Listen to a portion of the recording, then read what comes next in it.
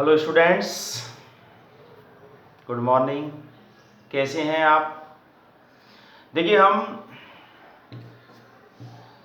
एक chapter number 9 जिसका नाम है एंजाइम, उस चैप्टर को पढ़ रहे हैं।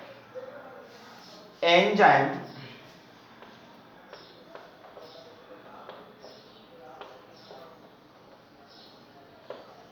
And enzymes. देखिए, ये प्लांट फिजियोलॉजी के अंतर्गत आता है और ये एंजाइम जो है ये जैव अणु होते हैं, एक प्रकार से जैव उत्प्रेरक होते हैं। ये एंजाइम जैव रासायनिक अभिक्रियाओं के वेग में परिवर्तन कर देते हैं। इस बारे में हम पहले भी बता चुके हैं कि एंजाइम प्रोटीन से निर्मित होते हैं, अर्थात प्रोटीन से बने होते हैं। ये जीवित कोशिकाओं में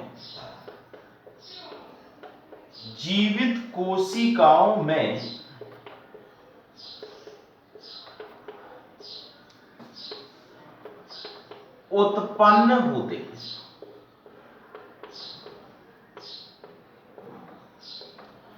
और जीवित कोशिकाओं में चलने वाली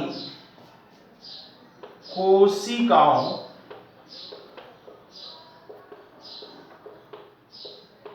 में चलने वाली जैव रासायनिक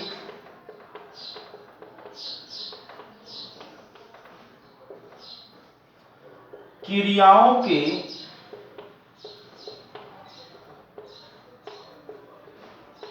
वेग में परिवर्तन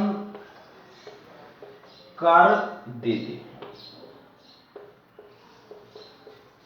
देखिए, ये एक एंजाइम की सामान्य विशेषता है कि ये प्रोटीन के द्वारा बने हुए होते हैं और जीवों के शरीर में चलने वाली जैव रासायनिक अभिक्रियाओं के वेग में परिवर्तन कर देते हैं। ये जो एंजाइम है ये अति सूक्ष्म मात्रा में ही कोशिका के अंदर उपस्थित होने पर ही क्रिया के वेग में परिवर्तन करने में सक्षम होते हैं। देखिए, इससे पहले हमने एंजाइमों की विशेषताओं के बारे में पढ़ा। एंजाइम जो होते हैं इनमें मात्रात्मक दक्षता पाई जाती है, इनका आकार जो है वो बड़ा होता है। यानी इनकी क्या क्या विशेषता है एक बार हम उन्हें बता दें। देखिए, ये एंजाइम जो होते हैं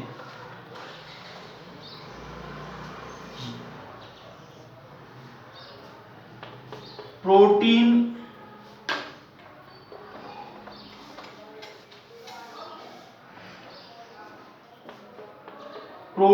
प्रकृति के होते हैं।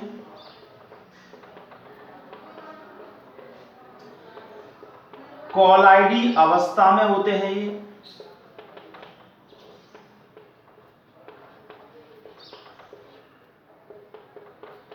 जैविक उद्गम होता है इनका।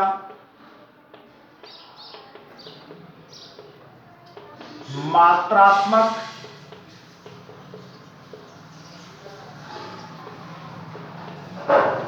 दक्षता इनके अंदर पाई जाती है। विशिष्ट होते हैं ये। इनमें समदमन पाया जाता है। ये सब एंजाइमों की विशेषता हैं, ठीक है, जिनके बारे में हम पढ़ चुके हैं। आज हम इन एंजाइमों के द्वारा जो क्रिया होती है उस क्रिया को कौन कौन से कारक प्रभावित करते हैं। तो आज हम पढ़ेंगे एंजाइम क्रिया को प्रभावित करने वाले कारक।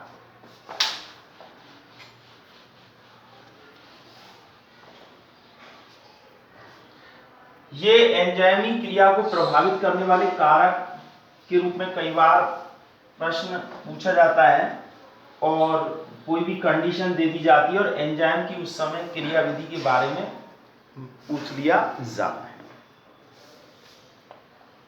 एंजाइम क्रिया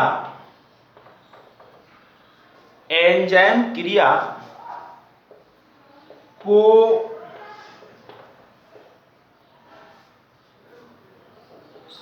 प्रभावित, एक बार दोबारा से साफ करके,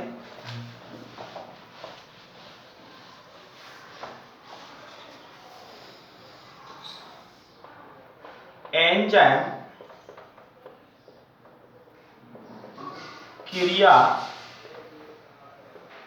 को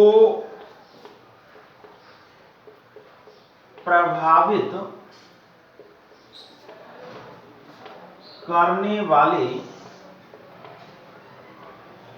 कारक, ये हम आज टॉपिक पढ़ने वाले हैं कि एंजाइम क्रिया को कौन कौन से कारक जो है वो प्रभावित करते हैं। ठीक है, सबसे पहले हम लें एंजाइम अणुओं की सांद्रता। एंजाइम अणुओं की सांद्रता। देखिए, अगर किसी भी क्रिया में पर्याप्त मात्रा में क्रियाधार अणुओं की उपस्थिति होती है तो ऐसी स्थिति में एंजाइम अणुओं की सांद्रता बढ़ाते जाते हैं तो एंजाइम क्रिया की दर में वृद्धि होती चली जाती है। लेकिन यह वृद्धि तब तक होती जाती है जब तक कि एंजाइम क्रियाधार अणुओं से संपर्क में आते रहते हैं, यानी क्रिया जुड़ते रहते हैं, तब तक तो यह क्रिया की दर बढ़ती है। लेकिन एक समय ऐसा आता है जब एंजाइम अणुओं की सांद्रता के बढ़ाने पर भी क्रिया की दर में वृद्धि नहीं होती है, अर्थात क्रिया स्थिर हो जाती है। क्यों? क्योंकि जितने भी क्रिया कारक अणु थे उनसे एंजाइम अणु जुड़ करके क्रिया के वेग को बढ़ा देते हैं। तो यहां कह सकते हैं कि एंजाइम अणुओं की सांद्रता का मान अगर बढ़ाया जाता है तो क्रिया के वेग में परिवर्तन हो जाता है, यानी क्रिया की दर बढ़ जाती है। लेकिन एक निश्चित समय के पश्चात क्रिया का वेग या क्रिया की दर जो है वो स्थिर हो जाती है। और इसके पीछे कारण क्या है? क्योंकि एंजाइम अणु जितने भी हम दे रहे हैं उतने क्रियाधार अणुओं के साथ जुड़ जाते हैं और क्रियाधार अणु एंजाइमों की तुलना में कम रह जाते हैं। दूसरा है क्रियाधार यानी सबस्ट्रेट, क्रियाधार अणुओं की सांद्रता। अगर किसी भी क्रिया में पर्याप्त मात्रा में एंजाइम उपस्थित हैं और उस क्रिया में क्रियाधार अणुओं की सांद्रता का मान अगर बढ़ाया जाता है तो क्रिया की दर बढ़ जाती है। क्यों? क्योंकि क्रियाधार अणुओं जितने बढ़ेंगे एंजाइम के सक्रिय स्थलों से उतने ही ज्यादा क्रियाधार अणु जुड़ते चले जाएंगे जिससे क्रिया की दर बढ़ जाती है। लेकिन एक समय ऐसा आता है जब क्रियाधार अणुओं की सांद्रता बढ़ाने पर भी क्रिया की दर में वृद्धि नहीं होती है। क्यों? क्योंकि एंजाइमों के सभी जो सक्रिय स्थल हैं जिनसे क्रियाधार अणु जुड़ते हैं, वो सभी अणु या सक्रिय स्थल एंजाइम के जो है वो क्रियाधार अणुओं से जुड़ जाते हैं। तो उसकी तुलना में ये एक प्रकार से क्रियाधार अणुओं की सांद्रता बढ़ाने पर भी क्रिया की दर में वृद्धि नहीं होती है, अर्थात स्थिर हो जाती है। कारण क्योंकि सभी जो एंजाइम हैं वो क्रियाधार अणुओं से जुड़ करके और क्रिया के वेग को बढ़ा चुके होते हैं। अब तीसरा आता है तापमान। तापमान देखिए, एंजाइम जो है ये इनकी जो क्रिया की जो दर है, ये दर तापमान से विशेष रूप से प्रभावित होती है, क्योंकि एंजाइम जो होते हैं वो एक निश्चित तापमान सीमा के अंदर ही अपना कार्य सही प्रकार से कर पाते हैं। तो ऐसी स्थिति में अगर तापमान का मान बढ़ता है तो क्रिया की दर बढ़ती है। सामान्य रूप से 20 से लेकर के और 30 डिग्री सेल्सियस जो टेम्परेचर है, ये टेम्परेचर एंजाइमों के लिए अनुकूलतम होता है। अगर हम इससे कम तापमान करेंगे या क्रिया के अंदर तापमान कम होगा तो क्रिया का वेग या क्रिया की दर भी कम हो जाएगी, और अगर 30 से ज्यादा है तो भी क्रिया की दर जो है वो कम हो जाएगी। अर्थात कम तापमान पर एंजाइम निष्क्रिय हो जाते हैं और उच्च तापमान पर एंजाइम जो है वो विकृत हो जाते हैं। तो एक प्रकार से 30 से अगर यहाँ 35 डिग्री सेल्सियस ये विकृतीकृत हो जाता है, विकृत एंजाइम जो है वो 35 डिग्री सेंटीग्रेड पर क्या हो जाते हैं, विकृत हो जाते हैं। तो ये 20 से 30 पर ही कार्य करते हैं। और जैसे मान लीजिए 10 डिग्री है, 10 से 20 करेंगे तो 2 से 2.5 गुना क्रिया की दर बढ़ जाएगी। 20 से 30 करेंगे तो 2 से 2.5 गुना क्रिया की दर बढ़ जाती है। यानी यूं कह सकते हैं कि प्रति 10 डिग्री सेल्सियस टेम्परेचर बढ़ाने के साथ साथ क्रिया की दर में 2 से 2.5 गुना तक वृद्धि हो जाती है। देखिए, ज्यादातर एंजाइमों की जो क्रिया है, इस क्रिया पर जो प्रभाव पड़ता है वो तापमान का ही प्रभाव पड़ता है। क्यों? क्योंकि तापमान प्रत्येक एंजाइम के लिए एक निश्चित रेंज का ही तापमान चाहिए, और अगर कम और अधिक तापमान होने की स्थिति होती है तो क्रिया के वेग में कमी आ जाती है, यानी क्रिया धीमी पड़ जाती है। देखिए, यही कारण है कि हम खाने पीने की चीजें जो होती हैं, जैविक चीजें, फल और सब्जियां, उनको लंबे समय तक अगर हम उपापचय क्रियाएं कम करके सुरक्षित बना करके रखना चाहते हैं तो या तो हम उनको कम तापमान पर रखते हैं, शीत भंडारों में रखते हैं, कोल्ड स्टोरेजों में, या फिर उनको गर्म करके या उच्च तापमान वाले स्थान पर रखते हैं। तो ऐसी स्थिति में ये याद रखिएगा, तापमान की एंजाइमों का जो सही प्रकार से अनुकूलतम तापमान है वो 20 से 30 के बीच का है। इससे कम तापमान पर क्रिया की दर घट जाती है, और 35 डिग्री सेंटीग्रेड टेम्परेचर जो कि उच्च तापमान होता है, इस पर एंजाइम जो है वो विकृत हो जाते हैं, अर्थात कार्य करना बंद कर देते हैं। ठीक है, एक तरह से एंजाइम क्रिया की दर को प्रभावित करते हैं। इसके बाद चौथा है पीएच मान। देखिए, पीएच मान का मतलब क्या होता है, बताइए। पीएच मान का मतलब होता है अम्लता और क्षारता। ये अम्लता यानी 0 डिग्री सेट, यानी कह सकते हैं कि 7 जो पीएच मान होता है ये उदासी पीएच होता है। ये बात आप जानते हो, केमिस्ट्री में आप पढ़ते हैं कि 7 ये उदासीन, और यहां 1 ये तो है अम्लता बढ़ती जाती है, अम्लीय, और यहां से ये 14 ये है क्षारीय। अम्लीय और क्षारीय। तो ये जो एंजाइम है ये यहां से यहां, अर्थात ये मुख्य रूप से जो एंजाइम है ये कार्य करते हैं 5 से लेकर के और 7.5 पर। ये इनकी रेंज होती है, सीमा होती है। तो कह सकते हैं कि हल्के अम्लीय और हल्के क्षारीय पीएच पर काम करते हैं, माध्यम पर कार्य करते हैं। अगर ये एंजाइम को अगर हम किसी क्रिया में देखते हैं कि अम्लता बहुत ज्यादा है तो भी क्रिया की दर घट जाएगी। अगर क्षारीयता ज्यादा है यानी बहुत ज्यादा प्रबल क्षारीय माध्यम है तो भी क्रिया की दर कम हो जाती है। ठीक है, तो एंजाइम जो होते हैं इनकी कार्य करने की जो क्षमता है वो इस पीएच मान पर ही निर्भर करते हैं। यानी इस 5 से कम पीएच मान पर एंजाइम कम क्रियाशील हो जाते हैं और 7.5 पर से ज्यादा तापमान पीएच मान पर भी कम क्रियाशील हो जाते हैं।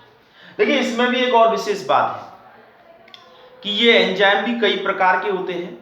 कुछ एंजाइम होते हैं तो वो हल्के अम्लीय माध्यम पर ही अधिकतम कार्य करते हैं और दूसरे कुछ ऐसे होते हैं जो क्षारीय माध्यम पर कार्य करते हैं। जैसा कि आप देख सकते हैं पाचन क्रिया में आमाशय के अंदर जो पेप्सिन नाम का एंजाइम है वो अम्लीय माध्यम पर कार्य करता है, जहां आमाशय में HCl उसको अम्लता माध्यम प्रदान करता है। जबकि ग्रहणी के अंदर जो पाचन की क्रिया होती है वहां अग्नाशय रस में जो ट्रिप्सिन और काइमोट्रिप्सिन नाम के एंजाइम होते हैं वो क्षारीय माध्यम पर काम करते हैं और वो क्षारीय माध्यम जो है वो पित्तरस के द्वारा बनाया जाता है, पित्तरस के द्वारा उत्पन्न किया जाता है। तो यहां ये समझ लीजिएगा कि ये एक निश्चित पीएच मान के रेंज में ही काम करते हैं। अगर कम है पीएच या ज्यादा है यानी उच्च अम्लता है या उच्च क्षारीयता है तो एंजाइम कम कार्य करते हैं, यानी क्रिया की दर कम हो जाती है। और अलग अलग एंजाइमों में अम्लीयता और क्षारीयता के आधार यानी माध्यम में कार्य करने की जो प्रवृत्ति है वो भी अलग अलग होती है। ठीक है, अगला है अंतिम उत्पाद की सांद्रता। अंतिम उत्पाद की सांद्रता। देखिए अंतिम उत्पाद की सांद्रता का मतलब होता है कि जब क्रिया हो जाती है तो क्रिया के पश्चात उत्पाद बन जाता है, अर्थात एक प्रकार से क्रियाफल बन जाता है। और ये क्रियाफल जो होता है ये जैसे जैसे इसकी मात्रा बढ़ती जाती है, इसकी मात्रा के बढ़ते जाने से क्रिया की वेग में या क्रिया की दर में कमी आ जाती है। क्यों? क्योंकि ये अंतिम उत्पाद इस क्रिया में एक प्रकार से अवरोधक का कार्य करता है। यदि क्रिया में से ये जो बनने वाले अंतिम उत्पाद हैं, इस अंतिम उत्पाद को अगर वहां से हटा दिया जाए तो एंजाइमों के क्रिया करने की दर में वृद्धि हो जाती है। अर्थात एंजाइम जो होते हैं ये अधिकतम कार्य कर पाते हैं। उसका पीछे कारण क्या है कि जब अंतिम उत्पाद अगर एंजाइम के संपर्क में रहेगा तो एंजाइम के जो सक्रिय स्थल हैं वो क्रियाधार अणुओं से अस्थायी रूप से बंध नहीं बना पाएंगे, अर्थात जुड़ नहीं पाएंगे। और जुड़ नहीं पाएंगे तो ये क्रिया के वेग में परिवर्तन कर नहीं पाएंगे, क्योंकि जब कोई सक्रिय स्थल अगर स्वतंत्र रूप से रहेंगे ही नहीं, क्योंकि वहां तो पहले से क्या है उत्पाद उपस्थित है, तो ऐसी स्थिति में क्रिया के वेग में परिवर्तन नहीं होगा यानी कमी हो जाएगी। अब आता है एंजाइम निरोधक। एंजाइम निरोधक एवं एंजाइम विष। एंजाइम निरोधक क्या है? देखिए एंजाइम निरोधक कुछ ऐसे पदार्थ होते हैं जो एंजाइम की उत्प्रेरण क्षमता को कम कर देते हैं। एंजाइम की उत्प्रेरण क्षमता में कमी कर देते हैं, कमी कर देते हैं। तो ऐसे पदार्थ जो होते हैं वो क्या कहलाते हैं? एंजाइम निरोधक पदार्थ कहलाते हैं। अर्थात इन एंजाइम निरोधकों को एक प्रकार से समदमक कह सकते हैं, अर्थात दमन करने वाले पदार्थ होते हैं जिनकी उपस्थिति से एंजाइम क्रिया की दर में कमी आ जाती है। तो ऐसे पदार्थ क्या कहलाएंगे? एंजाइम निरोधक। दूसरे कुछ ऐसे पदार्थ होते हैं जिनकी उपस्थिति से एंजाइम जो है कार्य करना ही बंद कर दे, यानी एंजाइम की उत्प्रेरण जो क्षमता है वह नष्ट हो जाती है। तो ऐसे पदार्थ जो है वो कहलाते हैं एंजाइम विष कहलाते हैं। विष मतलब एज ए पॉइजन, ठीक है। तो ये पदार्थ जो होते हैं एंजाइम निरोधक या एंजाइम विष, इनको दो वर्गों में बांट सकते हैं, यानी ये भी दो प्रकार होंगे।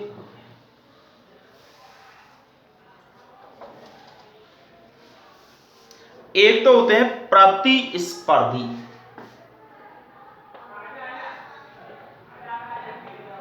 प्रतिस्पर्धी निरोधक।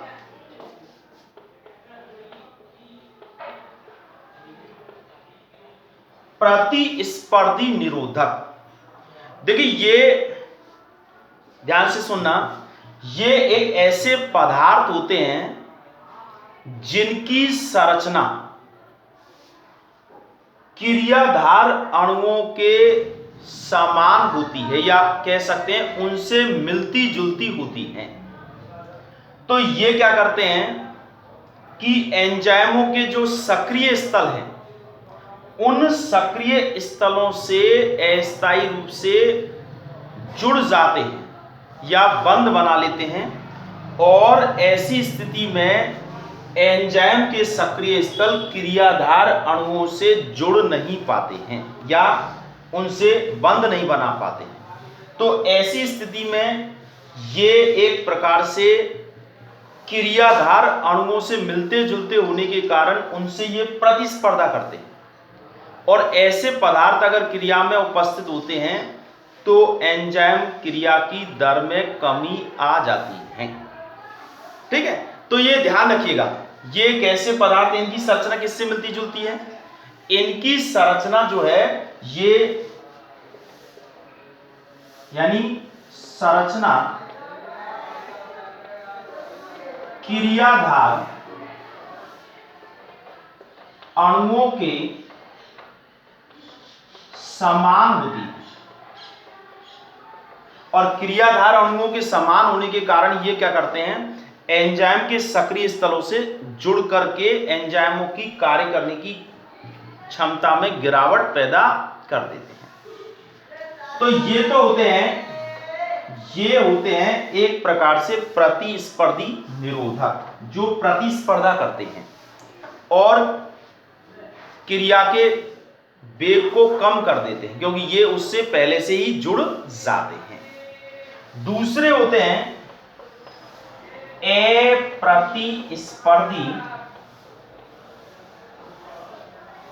अप्रतिस्पर्धी निरोधक।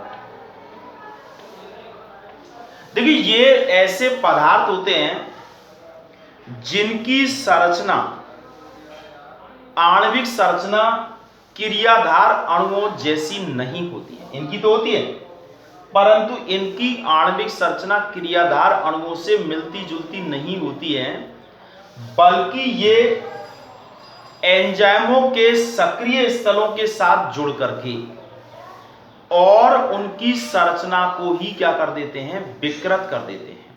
अर्थात उन संरचना यानी उन एंजाइमों को जुड़ने के योग्य ही नहीं रहने देते हैं, जिससे कि वो क्रियाधार अणुओं के साथ आबंध नहीं बना सके, जुड़ नहीं सके और क्रिया के वेग में परिवर्तन नहीं कर सके। क्योंकि ऐसे पदार्थ एक प्रकार से कोशिका में आविष कहलाते हैं। आविष मतलब एक प्रकार से जहर की तरह कार्य करते हैं। जैसे कि श्वसन एंजाइमों के लिए साइनाइड होता है। साइनाइड इसी प्रकार का है कि उस साइनाइड की उपस्थिति से क्या है कि श्वसन एंजाइम जो होते हैं वो विष यानी एक प्रकार से काम करना बंद कर देते हैं। तो ये दो प्रकार के हो गए, एक तो हो गया प्रतिस्पर्धी और दूसरा हो गया अप्रतिस्पर्धी। दो प्रकार के होते हैं, ठीक है। तो ये एंजाइम जो हैं इनकी क्रिया को प्रभावित, इसको एक बार फिर समझ सकते हैं। देखिए कि ये दो प्रतिस्पर्धी और अप्रतिस्पर्धी।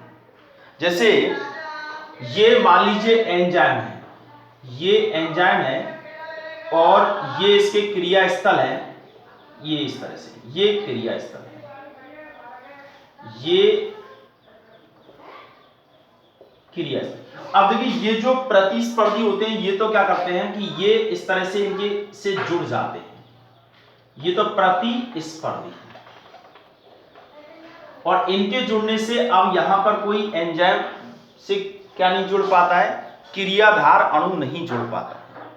लेकिन ये दूसरे जो है ये इस प्रकार के हैं, जैसे ये क्रिया स्थल है, ये इनको ही खराब कर देते हैं। अर्थात उनकी संरचना में स्थायी ऐसा परिवर्तन कर देते हैं कि एंजाइम क्रियाधार अणुओं से जुड़ नहीं पाता है। तो ऐसी स्थिति में स्थायी रूप से ये एंजाइम जो है वो विकृत हो जाते हैं, नष्ट हो जाते हैं, ठीक है। तो यहां हमने आज एक बहुत ही महत्वपूर्ण टॉपिक के बारे में पढ़ा है, एक बार फिर सुन लीजिएगा। एंजाइम क्रिया को प्रभावित करने वाले कारक, यानी एंजाइम जो कार्य करते हैं उस कार्य में कौन कौन से कारक जो है वो इसे प्रभावित करते हैं, यानी इनके द्वारा क्रिया की दर बढ़ जाती है या क्रिया की दर घट जाती है। तो देखिए एक तो होते हैं एंजाइम अणुओं की सांद्रता। ध्यान से सुनिए, अगर किसी भी क्रिया में सब कुछ सही है, अर्थात उचित परिस्थितियां हैं, उचित तापमान है, उचित पीएच मान है, सब कुछ है, और अगर हम उस क्रिया में एंजाइम अणुओं की सांद्रता का मान बढ़ाएंगे तो क्रिया की दर में कुछ समय तक तो वृद्धि हो जाएगी। लेकिन एक समय ऐसा आएगा जब क्रिया की दर में वृद्धि होना बंद हो जाएगी। क्यों? क्योंकि उस समय ये और जो कारक हैं वो एक प्रकार से अवरोध की तरह कार्य करेंगे, क्योंकि अणुओं की सांद्रता घट जाएगी। दूसरा है क्रियाधार अणुओं की सांद्रता। अगर सब कुछ पर्याप्त है, संतुलित अवस्था में है, तो अगर हम किसी भी क्रिया में क्रियाधार अणुओं की सांद्रता का मान बढ़ाते जाएंगे तो क्रिया की दर बढ़ेगी, लेकिन एक निश्चित समय के बाद या निश्चित परिस्थिति में क्रिया की दर फिर स्थिर हो जाएगी। क्यों? क्योंकि उस समय एंजाइम अणुओं की सांद्रता एक प्रकार से क्रियाधार अणुओं की तुलना में कम रह जाएगी, अर्थात क्रिया की दर में कमी आ जाएगी। एंजाइम तापमान से विशेष रूप से प्रभावित होते हैं और एंजाइम एक निश्चित तापमान पर काम करते हैं। 0 डिग्री सेंटीग्रेड पर एंजाइम निष्क्रिय हो जाते हैं। अगर हम 0 से 10 करते हैं टेम्परेचर तो 2 से 3 2.5 गुना तक वृद्धि हो जाती है। 10 से 20 करते हैं तो 2 से 2.5 गुना वृद्धि हो जाती है। 20 से 30 करेंगे फिर वृद्धि हो जाती है। और 35 डिग्री सेंटीग्रेड टेम्परेचर जो है उस पर वृद्धि नहीं होती है बल्कि कमी हो जाती है, एंजाइम विकृत हो जाते हैं। तो एंजाइमों के लिए अनुकूलतम जो तापमान है वो 20 से 30 डिग्री सेल्सियस, 35 पर ये विकृत हो जाते हैं। तो क्रिया के अंदर जो महत्वपूर्ण जो प्रभाव डाला जाता है वो किसका डाला जाता है? तापमान। इसके बाद पीएच मान। देखिए एंजाइम हल्के अम्लीय और हल्के क्षारीय पर ही काम करते हैं। ये 5.5 या 5 से लेकर के 7.5 पीएच पर काम करते हैं, यानी हल्के अम्लीय और हल्के क्षारीय माध्यम पर कार्य करते हैं। अंतिम उत्पाद की सांद्रता का मान जैसे जैसे बढ़ता जाता है, ऐसी स्थिति में ये क्रिया की दर में गिरावट होना प्रारंभ हो जाता है, क्रिया की दर धीमी हो जाती है। और इसका रीजन आपको पता है कि एंजाइमों के जो सक्रिय स्थल हैं, ये सक्रिय स्थल क्रिया फल के कारण यानी उत्पाद के कारण स्वतंत्र नहीं रह पाते हैं, उत्पाद वहीं पर उपस्थित रहता है और जब तक क्रियाधार अणु उससे संपर्क में नहीं आएंगे ऐसी स्थिति में क्रिया संपन्न नहीं होगी। एंजाइम निरोधक या एंजाइम कुछ ऐसे पदार्थ होते हैं जिनके कारण एंजाइम की जो एंजाइमी क्रिया की जो दर है, उत्प्रेरण की जो दर है, उस उत्प्रेरण की दर में गिरावट आ जाती है। तो ऐसे पदार्थ एंजाइम समदमक या एंजाइम निरोधक कहलाते हैं, जबकि कुछ दूसरे ऐसे पदार्थ होते हैं जिनकी उपस्थिति से एंजाइम अपना कार्य करना ही बंद कर देता है, तो वो एंजाइम विष कहलाते हैं। अब देखिए ये दो प्रकार के होते हैं, तो प्रतिस्पर्धी निरोधक। प्रतिस्पर्धी का मतलब इनकी संरचना, आणविक संरचना, ये एक ऐसे पदार्थ होते हैं इनकी आणविक संरचना क्रियाधार अणुओं से मिलती जुलती होती है, इसलिए ये क्या करते हैं, ये एंजाइम से जुड़ करके यानी एंजाइम से क्रियाधार से पहले ही खुद जुड़ जाते हैं और क्रिया की दर को कम कर देते हैं। जैसे कह सकते हैं कि एक तरह से ये सक्रिय स्थलों को खाली रहने नहीं देते। प्रतिस्पर्धी निरोधक इनकी आणविक संरचना क्रियाधार अणुओं से मिलती जुलती नहीं होती है, परंतु ये एंजाइमों के सक्रिय स्थलों से जुड़ करके उनकी संरचना में स्थायी रूप से बदलाव कर देते हैं और वो कार्य करना बंद कर देते हैं। तो इनको एक प्रकार से एंजाइम विष कहते हैं, जैसा कि साइनाइड वगैरह करते हैं। तो ये हमने आज पढ़ा है कि एंजाइमी क्रिया की दर को कौन कौन से कारकों के द्वारा प्रभावित किया जाता है।